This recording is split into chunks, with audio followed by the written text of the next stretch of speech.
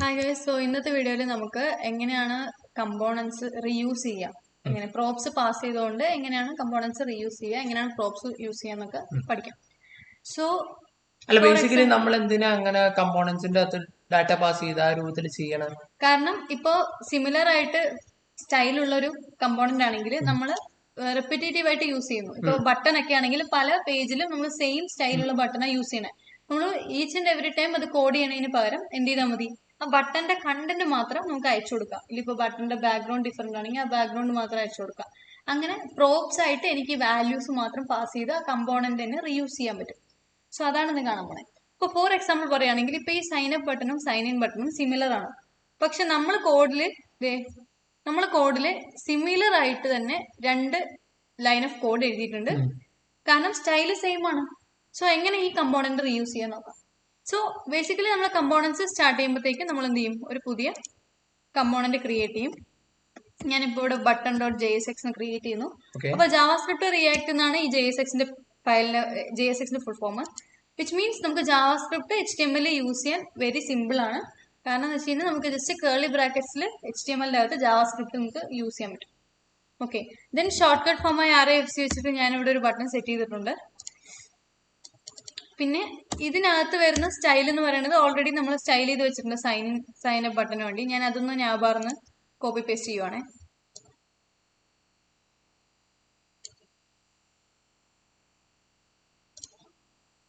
Okay, so ഇവിടെ sign up button ഞാൻ അവിടുന്ന് കോപ്പി പേസ്റ്റ് ചെയ്തിട്ടുണ്ട്. ഇനി ജസ്റ്റ് എന്നാ ഒന്ന് ഡിസ്പ്ലേ ചെയ്ത് നോക്കുകയാണേ. അപ്പൊ നമ്മൾ എന്ത് ചെയ്യും, ഞാബാറിൽ ഈ കമ്പോണന്റ് യൂസ് ചെയ്യാൻ പോവാം.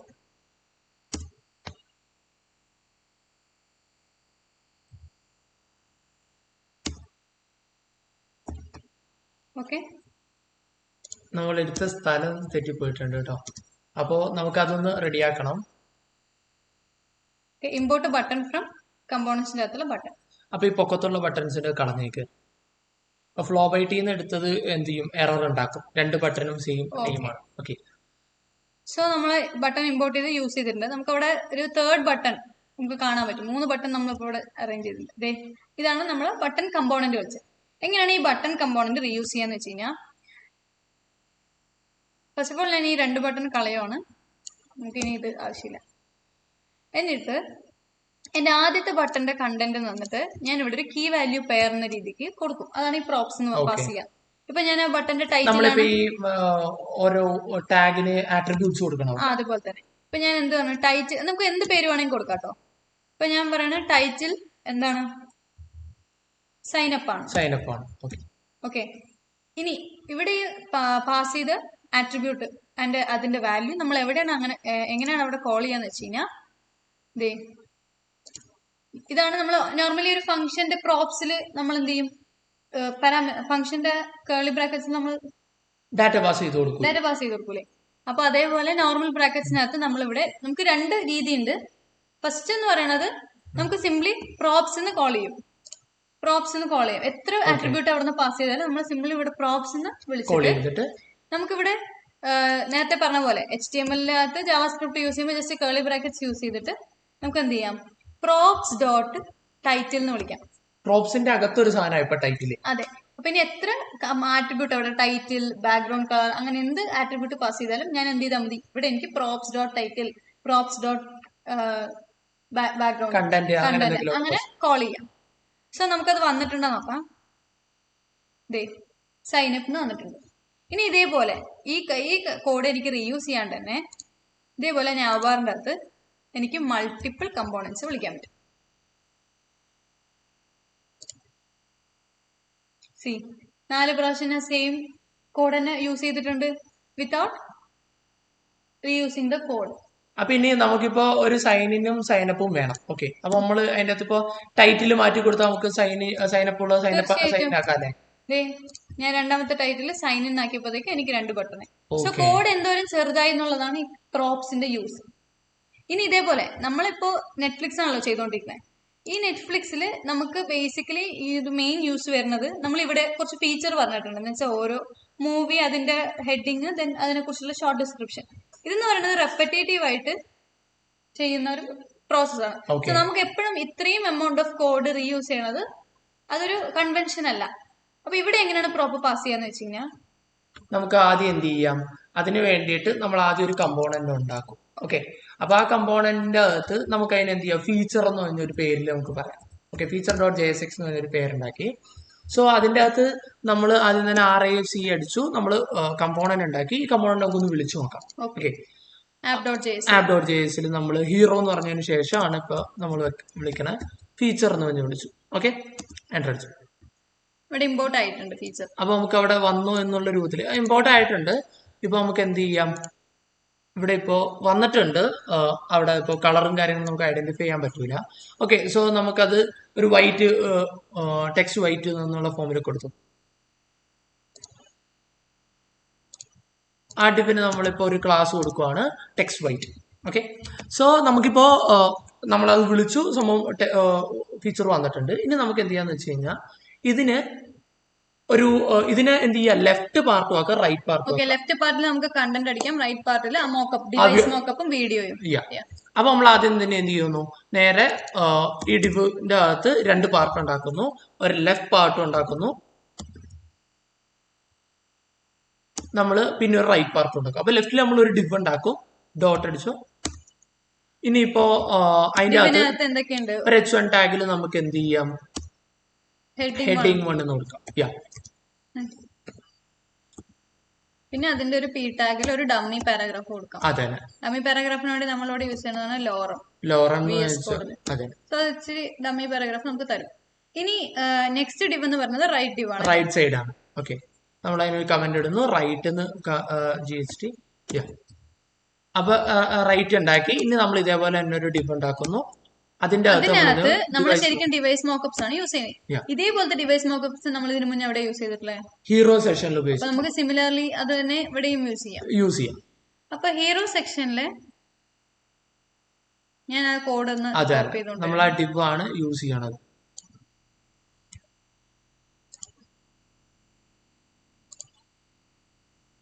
പേസ്റ്റ് ചെയ്യുക, ഒന്ന് ഫോർമാറ്റ് ചെയ്ത് കഴിഞ്ഞാൽ നമുക്ക് എന്ത് ചെയ്ത്, അല്ലെങ്കിൽ പ്രട്ടിയർ എക്സ്റ്റൻഷൻ യൂസ് ചെയ്യാം. പ്രട്ടിയർ എന്ന് പറഞ്ഞ എക്സ്റ്റൻഷൻ ഇൻസ്റ്റാൾ ചെയ്ത് നമുക്ക് ഇത് യൂസ് ചെയ്യാം. നമുക്കിതിപ്പോ എങ്ങനെയുണ്ടെന്ന് നോക്കാം.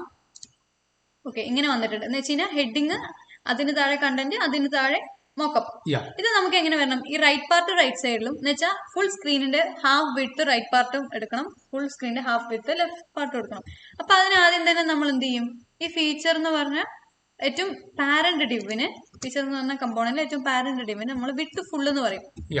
ഓക്കെ, വിഡ്ത്ത് ഫുൾ ആണ്. അതിന്റെ വിഡ്ത്ത് ആദ്യം ഫുൾ ആണെന്ന് നമ്മൾ അങ്ങ് പറഞ്ഞു. പിന്നെ ലെഫ്റ്റിന്റെ ഡിവ് വിഡ്ത്ത് ഹാഫ് ആക്കും, അതേപോലെ തന്നെ റൈറ്റിന്റെ ഡിവ് വിഡ്ത്ത് ഹാഫ് ആക്കും. അപ്പൊ ഇത് രണ്ടും ഹാഫ് മൊത്തത്തിൽ ഫുള്ള് നോക്കിയാൽ നമുക്ക് ഹാഫ്. ഓക്കെ, ഇതിപ്പോ ഹാഫിൽ തന്നെ നിൽക്കണേ. നമുക്കത് മനസ്സിലാവാൻ വേണ്ടി നമ്മൾ എന്ത് കൊടുക്കണം, സൈഡ് ബൈ സൈഡ് നിൽക്കാൻ വേണ്ടി നമ്മൾ ഫ്ലെക്സ് ഉപയോഗിക്കും.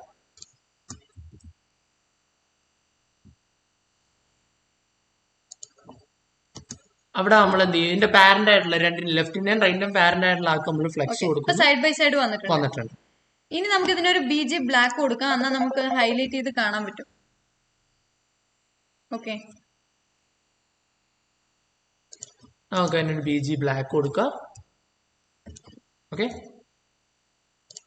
ബ്ലാക്ക് വന്നിട്ടുണ്ട്. ഇനി നമുക്ക് ഹെഡിങ്ങിന്റെ പാരഗ്രാഫിന്റെ സൈസ് കുറച്ചൊന്ന് കൂട്ടാം, എന്നിട്ട് അതിനൊന്ന് സെന്ററിലൊക്കെ കൊണ്ടുവരാം. ഓക്കെ, സൈസ് കൂടാനായിട്ട് നമുക്ക് ജസ്റ്റ് ക്ലാസ് നെയിം ടെക്സ്റ്റ് നമുക്കൊരു 4XL കൊടുക്കാം.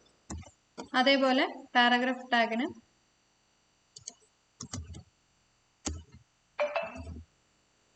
XL. സോ സൈസ് ഇത്രയ്ക്കും വലുതാക്കിയിട്ടുണ്ട്. ഇതിന്റെ ഫോണ്ട് ബോൾഡ് ആയിട്ടിരിക്കട്ടെ. ഇനിയിപ്പോ എന്ത് ചെയ്യുന്നുണ്ട്, അപ്പൊ അത് എല്ലാം ഇപ്പൊ TV മോക്കപ്പ് ആയാലും അതേപോലെ ഹെഡിങ്സ് ഒക്കെ ആയാലും എല്ലാം എന്ത് ചെയ്യണം, സെന്ററിൽ അലൈൻ ചെയ്യണം.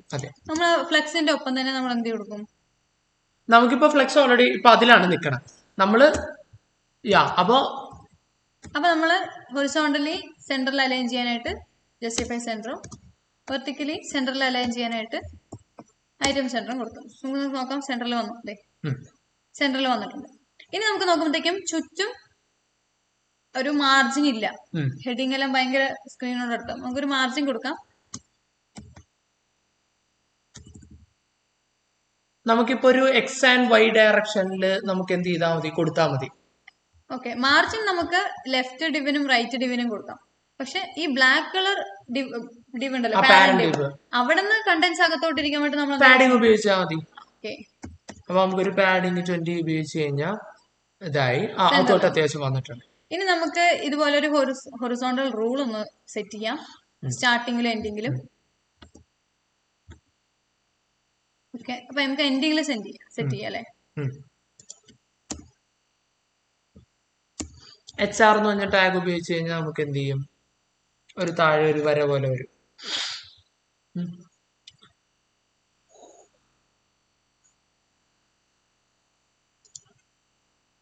ചില സമയത്ത് ആ HR ടാഗിന്റെ ഒരു കൺസെപ്റ്റില് കാര്യങ്ങൾ ക്ലിയർ ആയിട്ട് വന്നാൽ, അല്ലെങ്കിൽ നമുക്കൊരു ഡിവ് ഉപയോഗിച്ചാലോ. ഓക്കെ, സിംപ്ലി നമുക്ക് ഡിവ് ആണെങ്കിൽ വിഡ്ത്ത് സ്പെസിഫൈ അതെ അല്ലെ. HR-ൽ നമുക്ക് വിഡ്ത്തും ഹൈറ്റും സ്പെസിഫൈ ചെയ്യാൻ ബുദ്ധിമുട്ടായിരിക്കും. അപ്പൊ H ഒരു വിഡ്ത്ത് ഫുള്ള് കൊടുക്കാം. അപ്പൊ H ഒരു 2 കൊടുത്തോ, 2 പിക്സൽ, വെറും 2 എന്ന് കൊടുത്താൽ മതി. അപ്പൊ ഭയങ്കര കൂടി പോകില്ലേ? ഇല്ലേ. ഓക്കെ, അപ്പൊ അതിന്റെ അകത്തൊരു കൺസെപ്റ്റിന് പ്രശ്നമുണ്ട്. നമ്മള് ഡിവ് അങ്ങനെ ഇപ്പൊ ഉപയോഗിക്കുമ്പോഴത്തേക്കും എനിക്ക് ഞാൻ ആക്ച്വലി പാരന്റ് ഡിവിനാണ് സ്റ്റൈൽ ചെയ്തിരിക്കുന്നത്. ആ പാരന്റ് ഡിവിന്റെ സ്റ്റൈൽ എനിക്ക് ഈ സിംഗിൾ ഡിവിൽ ആവശ്യമില്ല. അപ്പൊ ഞാൻ എന്ത് ചെയ്യും, പുറത്തിടും.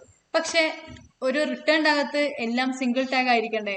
അപ്പൊ അതിനു വേണ്ടി എനിക്ക് എന്ത് ചെയ്യാം, ഇങ്ങനെ 2 ആരോസ് ഒരു സ്റ്റാർട്ടിങ് ആൻഡ് എൻഡിങ് ക്ലോസിംഗ് ആയിട്ട് നമുക്ക് യൂസ് ചെയ്യാൻ പറ്റും. ഇതിനാണ് നമ്മൾ റിയാക്ട് ഫ്രാഗ്മെന്റ്സ് എന്ന് പറയും.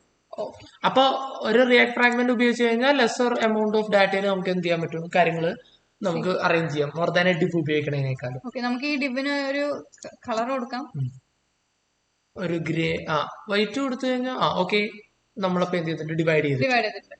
ഓക്കെ, ഇതാണ് ഞാൻ ഇനി റിപ്പീറ്റേറ്റീവ് ആയിട്ട് യൂസ് ചെയ്യാം. ഈ ഹെഡിങ്ങും നമ്മുടെ പാരഗ്രാഫും നമ്മൾ ചെറിയൊരു ഗ്യാപ്പും കൂടി ഇട്ടാൽ നല്ലതായിരിക്കും. അത് മാത്രമല്ല, അവരുടെ പാരന്റിൽ നമുക്ക് എന്ത് ചെയ്യാം, സെന്ററിൽ അലൈൻ ചെയ്ത് കഴിഞ്ഞാൽ നമുക്ക് അതിനൊരു ഫ്ലെക്സ് കൊടുത്താൽ അതെന്താവും, സൈഡ് ബൈ സൈഡ് ആവും. പക്ഷെ നമുക്ക് താഴെ വേണ്ടേ, അപ്പൊ നമ്മൾ എന്ത് യൂസ് ചെയ്യും, ഫ്ലെക്സ് കോളും കൂടെ യൂസ് ചെയ്യും. ഓക്കെ, ദെൻ ഐറ്റം സെന്റർ, ഒരു ഐറ്റം സെന്റർ ചെയ്യുമ്പോഴത്തേക്കും എന്ത് ചെയ്തിട്ടുണ്ട്, അത് ഹൊറിസോണ്ടലി സെന്ററിലായി. ഇനി ജസ്റ്റിഫൈ സെന്റർ വെച്ചപ്പോ സെന്റർ. ഇനി ഞാനൊരു ഗ്യാപ്പ് 5 കൂടെ കൊടുക്കാം, അപ്പൊ അവർ തമ്മിലൊരു ഗ്യാപ്പ് പോകും. ഓക്കെ, സെറ്റ് ആയി. ഇനിയിപ്പോ നമുക്ക് എന്ത് ചെയ്യാം, ഈ ഹെഡിങ്ങും കണ്ടന്റ്സും അതേപോലെ തന്നെ ഈ ടിവിനകത്ത് പ്ലേ ചെയ്യുന്ന വീഡിയോ, ഇത് നമുക്ക് എന്ത് ചെയ്യാം, പ്രോപ്സ് ആയിട്ട് പാസ് ചെയ്യും. ഇത് മൂന്നും പ്രോപ്സ് ആയിട്ട് പാസ് ചെയ്യാൻ പറ്റും. തീർച്ചയായിട്ടും നമുക്ക് എത്ര അട്രിബ്യൂട്ട്സ് വേണമെങ്കിൽ പ്രോപ്സ് ആയിട്ട് പാസ് ചെയ്യാം. നമ്മൾ പ്രോപ്സ് പാസ് ചെയ്യുമ്പോൾ ഒന്നാമത്തെ മെത്തേഡ് പറഞ്ഞു, പ്രോപ്സിന് വിളിച്ചിട്ട് നമ്മൾ പ്രോപ്സ് ഡോട്ട് ടൈറ്റിൽ അങ്ങനെ വിളിക്കും. ഇനി സെക്കൻഡ് മെത്തേഡ് നമുക്ക് നോക്കാം. അതിനായിട്ട് ഞാൻ ആദ്യം തന്നെ ഈ കമ്പോണന്റ് ഒക്കെ ഓൾറെഡി വിളിച്ചിട്ടുണ്ട്, ഫീച്ചർ കമ്പോണന്റ് ആപ്പ് ഡോട്ട് JS-ല്. ഓക്കെ, ഇനി ഞാൻ ഇവിടെ ഫീച്ചറിന് എന്തൊക്കെയാ പാസ് ചെയ്യാം, ഹെഡിങ് പാസ് ചെയ്തിട്ടുണ്ട്. ഓക്കെ, ഇപ്പൊ ആദ്യമായിട്ട് കൊടുക്കുന്നത് 1 ആയിരിക്കും. ഓക്കെ, ഹെഡിങ് 1 എന്ന് കൊടുക്കാം. ഹെഡിങ് 1 കൊടുക്കാം. ഇനി ഞാൻ പാരഗ്രാഫും നമുക്ക് ലാർജ് എമൗണ്ട് ഓഫ് പാരഗ്രാഫ് കൊടുക്കാം. അത് വേണമെങ്കിൽ നമുക്ക് പാരഗ്രാഫ് നമുക്ക് ജസ്റ്റ് ഒന്ന് പാസ് ചെയ്തേക്കാം. ഞാൻ പാരാന്ന് കൊടുക്കാം.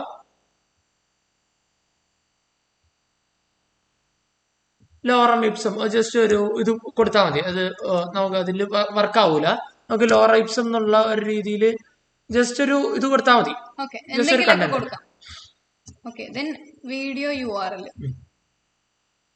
വീഡിയോ URL നമുക്ക് എന്ത് ചെയ്യാം, ഇപ്പൊ നമ്മളിപ്പോ ഓൾറെഡി സെറ്റ് ചെയ്തേക്കണില്ലേ, അതിന്റെ അകത്തുനിന്ന് URL നമുക്ക് കാര്യങ്ങൾ എടുക്കാം. ഇതിപ്പോ നമ്മൾ പബ്ലിക് ആയിട്ടുള്ള ഡൊമൈനിൽ നിന്ന് എടുത്തതാണ്.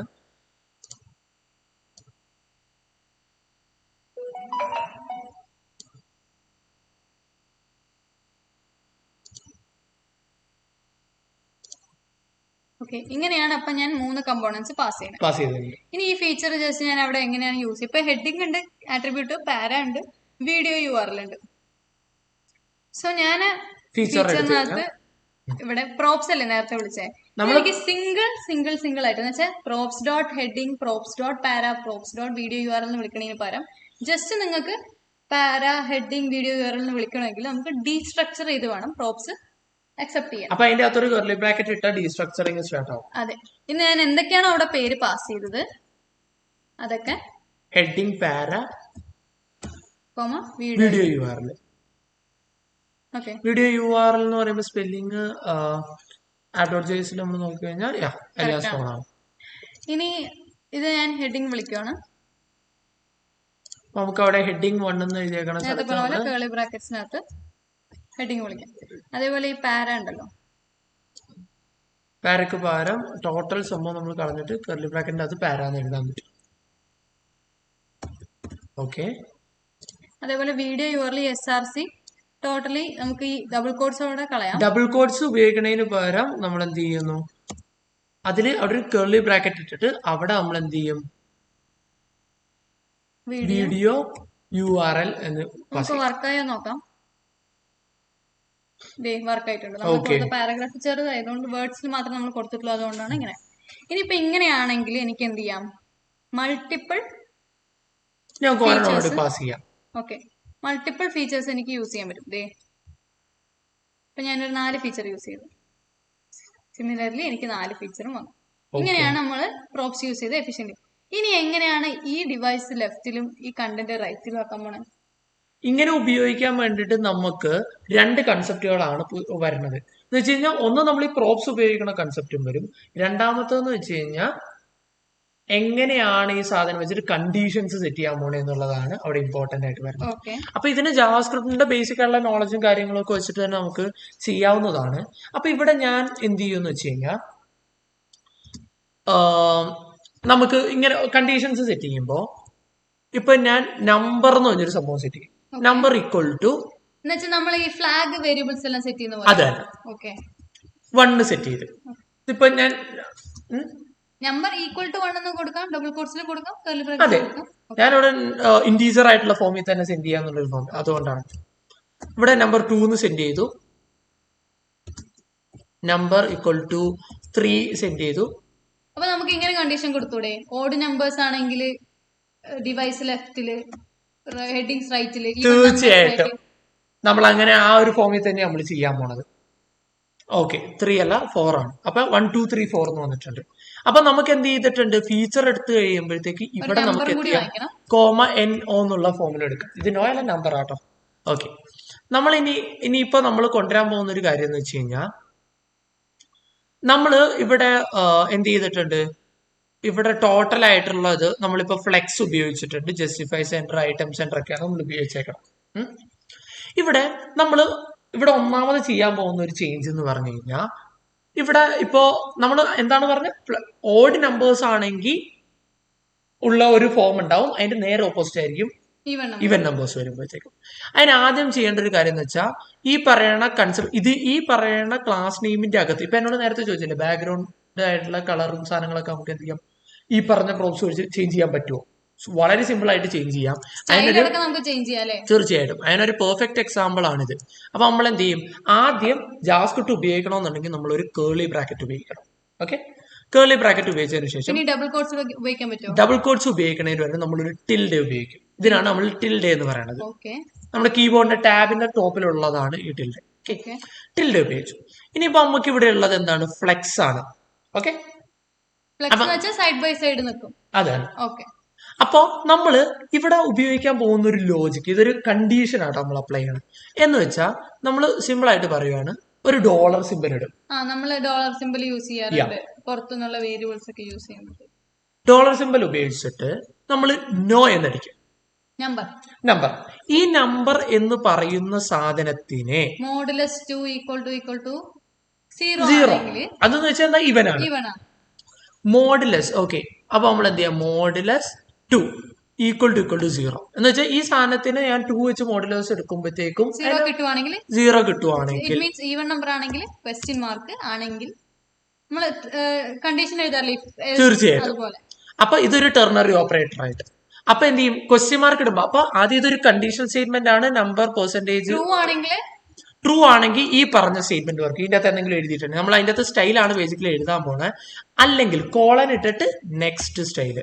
ഓക്കെ, അടുത്ത എന്താ സംഭവിക്കാൻ പോകുന്നത്, ആദ്യം എന്ന് വെച്ച് കഴിഞ്ഞാൽ എന്താണ്, ആദ്യം നോർമലി ഉപയോഗിക്കുമ്പോഴത്തേക്കും എന്ത് ചെയ്യും, ഈ സാധനത്തിന് ഫ്ലെക്സ് എന്നുള്ള രൂപത്തിൽ.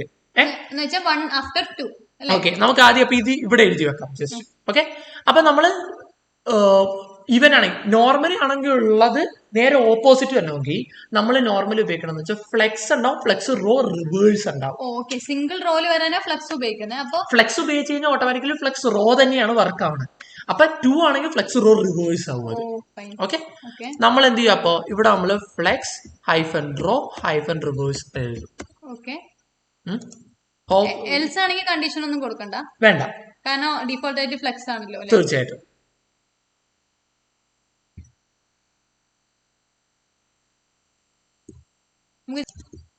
അപ്പൊ നമുക്ക് എന്ത് ചെയ്യാം, റീലോഡ് ചെയ്ത് നോക്കുമ്പോഴത്തേക്കും ഓൾട്ടർനേറ്റീവ് ആയിട്ട് വന്നിട്ടുണ്ട് അല്ലേ. മനസ്സിലായില്ലേ? അപ്പൊ ഇതുപോലെ മൾട്ടിപ്പിൾ ആയിട്ട് നമുക്ക് വീഡിയോ ലിങ്ക് അതേപോലെ ഹെഡിങ്സ് ഇതൊക്കെ അയച്ചു കൊടുക്കുകയാണെങ്കിൽ നമുക്ക് പ്രോപ്സ് ആയിട്ട് കമ്പോണൻസ് പാസ് ചെയ്യാൻ പറ്റും. അതേപോലെ നമുക്ക് ടെർണറി ഓപ്പറേറ്റേഴ്സ് ഇൻസൈഡ് HTML എങ്ങനെ യൂസ് ചെയ്യാമെന്ന് പഠിച്ചു. പ്രോപ്സും പഠിച്ചു, ടെർണറി ഓപ്പറേറ്ററും പഠിച്ചു. ഇതൊക്കെ ഒരു ജാവാസ്ക്രിപ്റ്റിന്റെ ടെർമിനോളജീസും കാര്യങ്ങളും ഒക്കെയാണ്. ഓക്കെ, ഇതൊരു കണ്ടീഷൻ സ്റ്റേറ്റ്മെന്റ് ആണ്. മനസ്സിലായില്ലെങ്കിൽ ആദ്യം ഒരു കണ്ടീഷൻ നമ്മൾ എഴുതി, ക്വസ്റ്റ്യൻ മാർക്ക് എഴുതി കഴിഞ്ഞാൽ ഇഫ് കണ്ടീഷൻ എഴുതണ പോലെ. ഇനി അതിന്റെ അകത്ത് ആദ്യത്തെ ചോയ്സ് എന്ന് പറഞ്ഞു കഴിഞ്ഞതാണ് ആദ്യം എഴുതുന്നത്, ആ ക്വസ്റ്റ്യൻ മാർക്കിന് ശേഷം കോളൻ എൽ സ്റ്റേറ്റ്മെന്റ് ആണ് രണ്ടാമത്തെ എഴുതുന്നത്. ഓക്കെ, എന്നാൽ നെക്സ്റ്റ് വീഡിയോയിൽ നമുക്ക് കുറെ കൂടുതലായിട്ടുള്ള സ്റ്റേറ്റ്ലെസ് ഫങ്ഷൻസ് ഒക്കെ നോക്കാം. ഷുവർ. Okay, by.